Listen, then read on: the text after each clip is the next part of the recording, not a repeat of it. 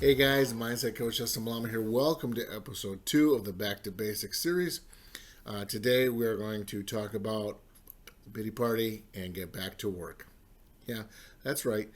You can have your pity party, and because I know there's a lot of emotions and there's a lot of there's a lot of stuff going on in your brain, and we need to sort that out. So, matter of fact, right now, why don't you go ahead and take your 5 minutes, do your blowout session, and go ahead and have your pity party. Let's go ahead and clear out the mess up here because we need to get back to work. That's why we're gonna pity party and get back to work. All right. So go ahead and set your timer for 5 minutes. I'll be here when you get back. Hey, welcome back. I hope you had a good time at your pity party. I hope it wasn't too full. Now that we've gotten that out of our system and we're ready to move forward, let's get to work. So if we're looking at our Back to Basics workbook, you've done your little pity party, you've done your blowout. Okay, so now we're going to move on to the second page. I'm going to go through this with you. I have it right here next to me on my screen. So I'm going to go through that with you next. And this is called the Back to Basics brainstorming. Okay, action mindset brainstorming can help identify things that are stopping you or helping you when achieving your goals. Now, when we go through this in the workbook, I've given you one page. I really, really want you to do a goal per page. If you can't do that, please number them so you don't get too confused. But the ultimate idea is to have one goal per page, whether you have, 10 of those, 50 of those, 3 of those, 2 of those, whatever it is. But I'm going to go through this with you.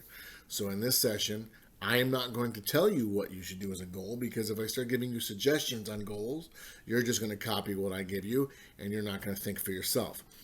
This is how we're going to break the cycle of the mindset that you're in. You're not going to look for the answers. You have the answers. You're going to find them yourself, and I'm just going to guide you along the way. So think about this right now. If you're in the toxic relationship, what is the number one goal for you right now if you're in the toxic relationship? For my gentlemen that have left the toxic relationship and have left the narcissist, what is a goal that you want to achieve right now moving forward? Okay? Now, as you're looking at that goal, there's a whole list of things here. There's a thing that says stop doing. With that goal, what are things that you must stop doing? There is no gray area here. What must you stop doing immediately in order to help you achieve that goal? The next question on this list is do less of. This is something that you don't have to quit, right off the gate, and it must be stopped at 100%. But what do you need to do less of? Okay, I'm going to cheat here.